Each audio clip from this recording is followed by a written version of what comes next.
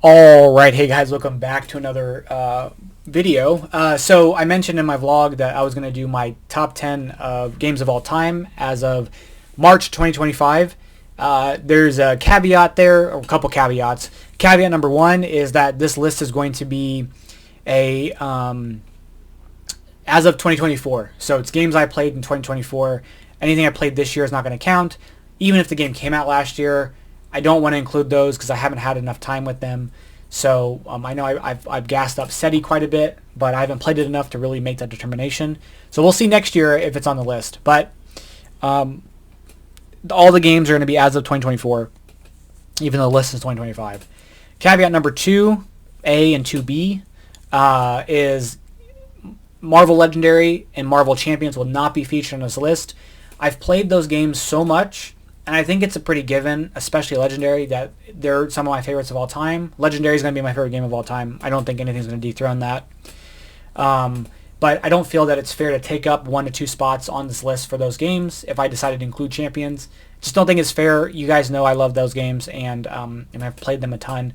Champions was my most played game last year by a significant margin. I played it a quarter of the 800 something plays I did, like 240 were Marvel Champions or something like that. So those aren't on the list. You guys know I love those games. It's not fair to put those on there.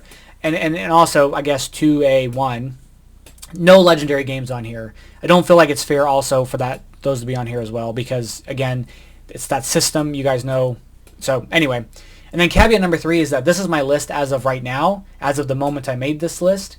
I think that these 10 could be rearranged. I think they're pretty malleable. I feel pretty confident number 1 being what it is.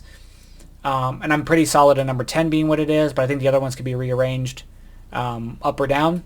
And if I did this list tomorrow, it could shift. I think the top 10 as they are solid in what they are. I believe every single one of these games I have a playthrough on the channel of too. So if I remember, I'll try to link playthroughs of each of those games below, just so you can go check them out if you're interested. Without further ado, let's hop into it and with the first game, and that's going to be Spirit Island. So Spirit Island, I'm pretty safe to being number 10, and the main reason it's at the bottom is because I haven't played it in about a year and a half. I got the game in 2023 in the summer. It was like a Prime Day deal because I'm like, let me just get into this. And I fell in love with it incredibly quickly and was like, I get it. Like, oh man, this game is awesome. So if you guys don't know Spirit Island, which I don't think you don't know what Spirit Island is, but if you don't know Spirit Island, you are a spirit of an island. That's it. No, I'm kidding. And you've got these invaders coming in, and there are these natives, and you're teaming up with the natives to kind of fend them off. You're destroying their settlements and driving them away, and if you can drive them out or scare them away, then you win the game. And the big kind of mechanical thing in this game that is really great is the card play. So you've got, I don't know, 30 or something. You have so many spirits. And each of the spirits has a set of their own special cards, and then you get these different powers. So they all are asymmetric. And the card play is really what it comes into. There's so many different cards. There's major powers and minor powers. And you can do all kinds of stuff with these cards. And, you know, even some of the cards will work better with some other spirits. And these cards let you do different abilities to kind of fend them off and kind of, you know, protect the island. And then on the main board, on your main board here, you can see here, you've got these little discs that you're placing out as your presents. And as you uncover those discs, you become more powerful. You're getting more income. The income is used to play the cards. And then you're able to, you know, recover more cards when you do that. Or draw. Yeah, so you've got a lot of cool stuff here with that. And then you've got these abilities. You have your actions you can take up here.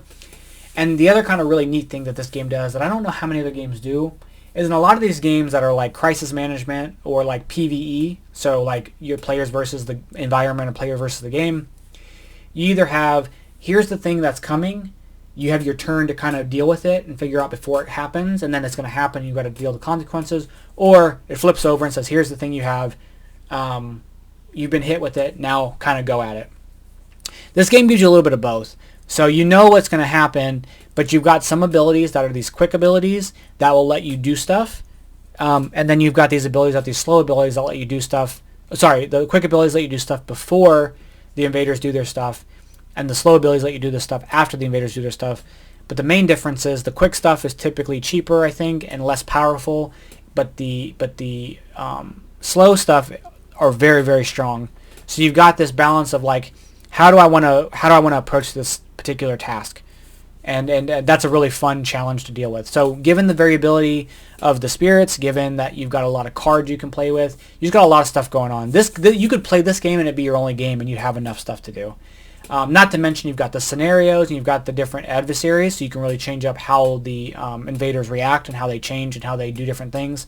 Plus the scenarios can give you that, and you can mix and match all that stuff. So there's a lot of content there, a lot of difficulty scaling. Very, very good game. Spirit Island's going to be my number 10.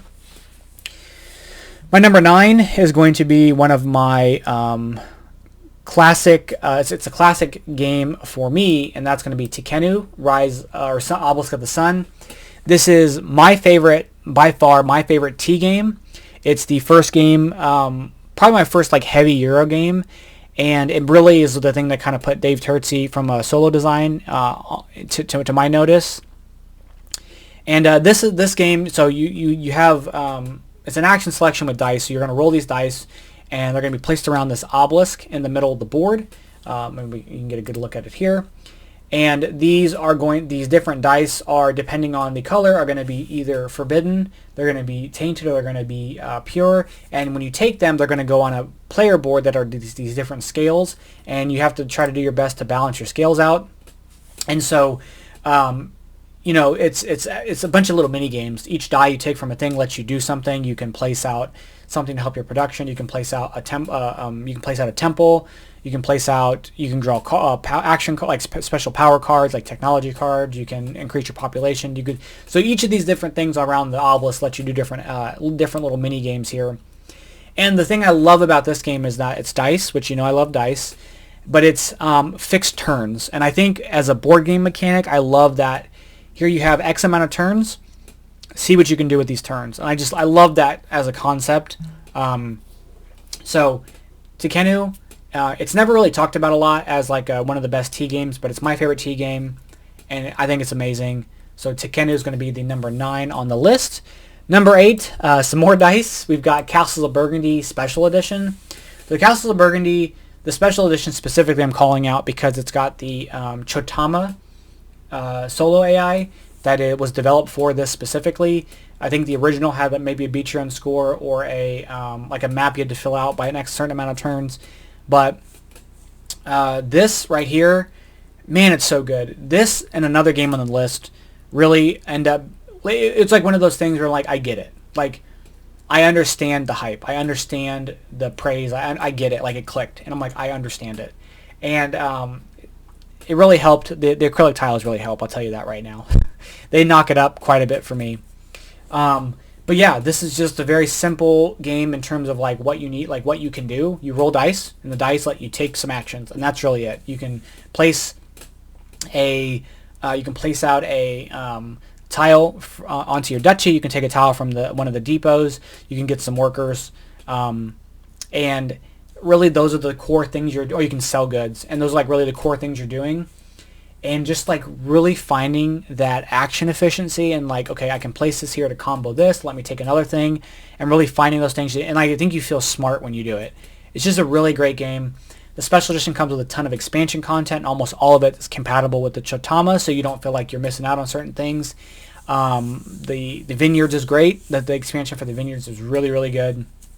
And there's a lot of variable difficulty, and certain expansions really make the AI really hard. I have several playthroughs of this, and the most recent one that had everything, the AI whooped me pretty bad. So yeah, Castles of Burgundy, specifically the Special Edition, is going to be up there. That's my number 8.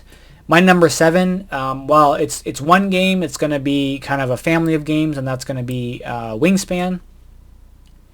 Wingspan, of the 3, I do think is my favorite. I think mechanically speaking, I like Wormspan a tad bit more, but I think Wingspan offers just so much that it's really hard to knock the king off the throne of the Span games.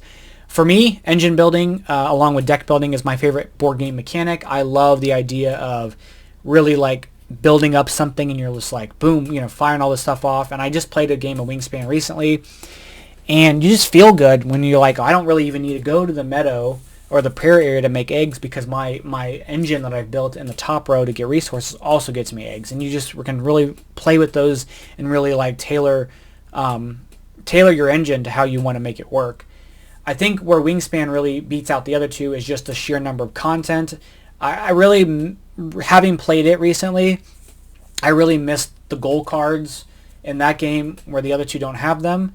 The other, Wormspan has the thing in the middle where you're spinning around the deal, and Finspan doesn't really have either of those. It's pretty simplified. But that really makes it a lot of fun for me because it really gives you a bit of direction, given you have so many options with all the cards out there. The solo mode's great. The duet mode is great, especially solo as well. So you've got a couple of different ways to play. I think Wormspan, if the expansion content ends up adding a little bit extra that can kind of push it over the edge, I could see it beating out Wingspan. But yeah, Wormspan's really great. I'm excited too to see how Finspan develops from an expansion perspective, because I think these games, at least for my taste and at least for what I like about board games, the aesthetic is different. The mechanics are they're pretty close, but they diverge enough that I think they warrant staying in my collection. And I think expansion content for the other two games could really divert them in different ways to make them more unique and stand out. But right now, Wingspan, and then like in parentheses, Finspan and Wormspan are up there. But Wingspan's going to take the cake on that as my number 7. My number 6 I'm a bit surprised about, but just thinking about how much fun I had with it and how much I played quite a bit of it last year. That's going to be Andromeda's Edge. Now, this is obviously the newest game on the list, the newest by far. And man, this game is a lot of fun. And this I don't want to say fixed, but it definitely my favorite part of Dwellings of Eldervale was your engine building when you brought back your workers, and you get to do that a lot in this game. And this is what really sends it over the edge for me. It's engine building. You're really getting to fire off your engine in a really meaningful way, and it doesn't feel like, because when you send your ships out and they get defeated, you can repair them to bring them back in and then still fire your things off. So even if your workers are knocked out, that's the one thing the Dwellings did, is they're knocked out. You don't end up getting to recover your engine. You don't get to utilize your engine. And in Dwellings, your engine is a little slower to get going because like getting cards kind of pushes the end of the game, whereas you're getting modules all the time. You're getting 2 modules a lot of times, and you can really just like do a lot of you have a lot of options with your engine. And honestly, like the little bit of like some of the, like when you like lose a battle, obviously it's not great, but when you win a battle and you roll these dice and you're like, I got a 6 and the rest of my rolls are terrible, or you roll 2 dice and they roll 5 and you end up still beating them, is a lot of fun. Like the highs in this game are a ton of fun. And solo specifically, you do get 9 opponents, so that really varies up how you're going to take on the AI, and there's 3 different difficulties, 3 for each difficulty, so even if you're good at difficulty, you can change up your opponent. Man, this game's really fun. This game is so good. I've got more of this coming this year. I've been meaning to get it back to the table. Played a ton of Andromeda's Edge. It's so good. But yeah, that's going to be my number 6 on the list. My number 5 is going to be Scholars of the South Tigris. The entire South Tigris trilogy is incredible. I think it's by far the best of the 3 trilogies they've released so far. Every single game they're pretty close. I think I go Scholars, Wayfarers, and Inventors, but Inventors is the newest and I haven't played it as much. But something about Scholars clicked for me, and when it clicked, like I played it and I'm like, I get it. I see the vision, and I don't know, like just something about this game. I'm so excited for the expansion. But this game again has a bit of it's a bag building game, so you're also building something. And you're getting these dice, and just it's really fun to take a blue dice and a red dice and make them into a purple dice for action purposes. Like that color melding is so intuitive and interesting, and planning out how you're going to translate stuff with the translators on the bottom row, and just like being really smart. This game makes you feel smart when you click it all together. So it's just really cool. And then you have this little personal objective off to the side that gets you an extra action card, lets you do some more stuff. It's just a really fun, interesting, cool game. And I think despite, like, the main thing is, like, you're translating, you can really focus in on, okay, like, I want to go up this track and, like, help pull more, like, going up the blue track gets you a lot more dice. or going up the purple track gets you more money, or going up, or going up the red track, I think gets you more workers. So like you can really play on all these tracks. You can do a little bit of each track. You can kind of focus on one track and really, figure out how you want to build your engine and then build your dice bags and just really go at it. So this game, Wayfarers is pretty close to it in my opinion on this game, but they're all pretty neck and neck for all three. And Scholars, man, it's so good. Man, it's really good. So that's going to be my number 5 is going to be Scholars of South Tigris. My number 4, kind of thought this was a bit low on the list. But, like I said, my list is pretty malleable. And that's going to be Ark Nova. Ark Nova, it's just good. Thematically, it's great because I love animals, but really good engine building. There's a bit of controversy with the solo mode in this game because people don't like the beat your own score kind of deal. But again, for me, it kind of falls in line with that. You have a fixed number of turns to do your thing, and if you can you successfully do this thing? And I love that in games. It lets me just manage. Like, I do think a solo opponent has its merits in a certain setting. For me, let me see how efficient I can build this engine. I've got 27 turns. Can I get my reputation and my conservation to line up? And I think there's plenty of strategies. You can focus on different animals. I think the Marine Worlds letting you kind of clear the display really helps the fact that you've got a giant deck of cards to go through. But yes, very good game. There's so many maps now, so you have a real big variety in the different board states and how you want to play with those.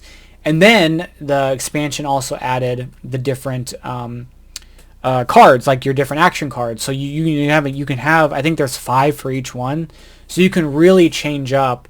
Okay, like my animal card's gonna let me do this special thing, or my building card's gonna let me do this special thing, and it just really creates this asymmetry that you can play the same map, and given the way the cards come out and the action cards that you get, can really change how you approach that map. So really good game. I love it just because it lets me do my thing and see it's an efficiency puzzle, and I like that a lot. So Ark Nova is my number 4. I'm surprised it's not higher, but it's my number 4.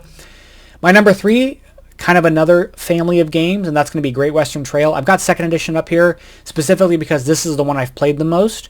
I think just off rip, it's going to be 2nd edition, New Zealand, Argentina, but I haven't played New Zealand enough. I just think Argentina, the stuff it added didn't work as well for me. But the core system, it's deck building, and it's a rondel.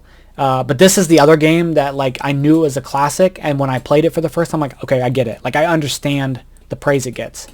But Great Western Trail, 2nd edition with the Rails of the North expansion, just you've got deck building. You're trying to, and you've got this thing. I think the thing I want to call out specifically that I love is the player board.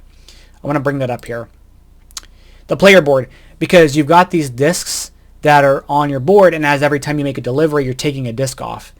And it really creates this, okay, what do I need to prioritize now? What can I, how do I want to build this little engine here? Because it's really the efficiency of I can make more money when I take auxiliary actions. I can discard and redraw. When I take more actions, I can move more. I can raise my hand size. And then not to mention, this gives you the clearest example of you can pick a lane and just take that lane. So if I want to build up, get a bunch of different cows, I can do that. I want to take my train and go all around the board, I can do that. If I want to bake a bunch of buildings, I can do that. And you can dabble, or you can really specialize, and I think either works.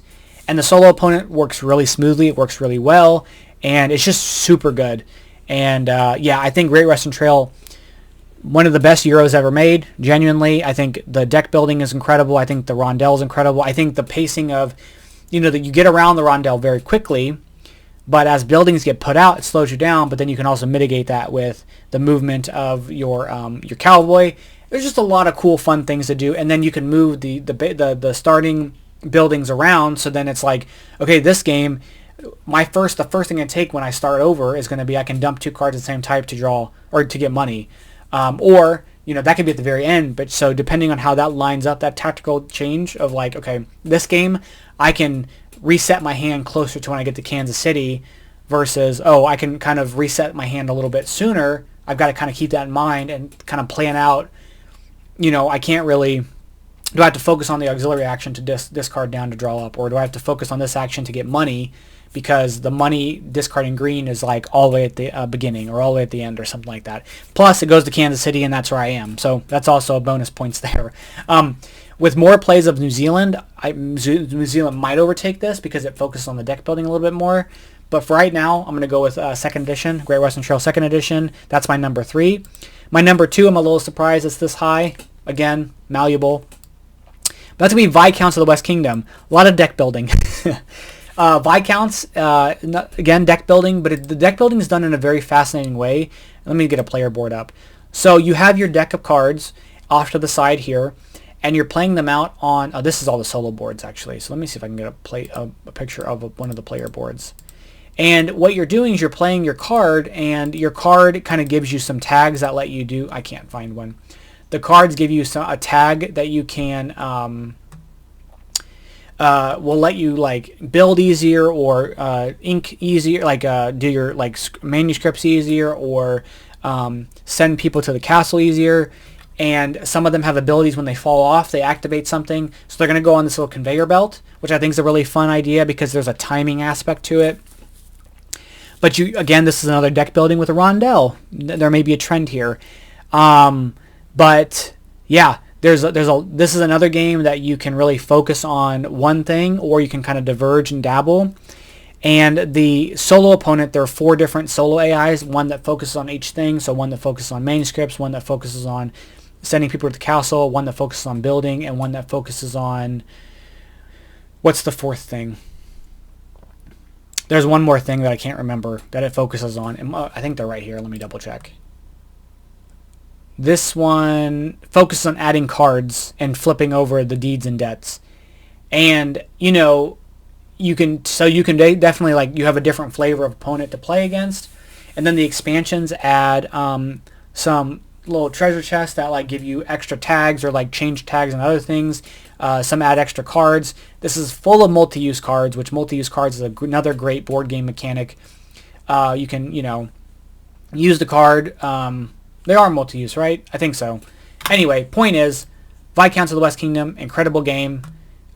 Yes, because you get the tags here. You can you get the movement with, yeah, I think they're multi-use. Anyway, point is, Viscounts, my favorite Garphill game. Scholars could overtake this, but man, Viscounts is good. This might have been my first Garphill game too, which also makes it hold a special place in my heart. But yeah, 2 out of 10. Garphill is crushing it. But that's going to be Viscounts, deck building with a rondelle. And finally, my number 1 that I think is pretty solid to say this is my number 1 game.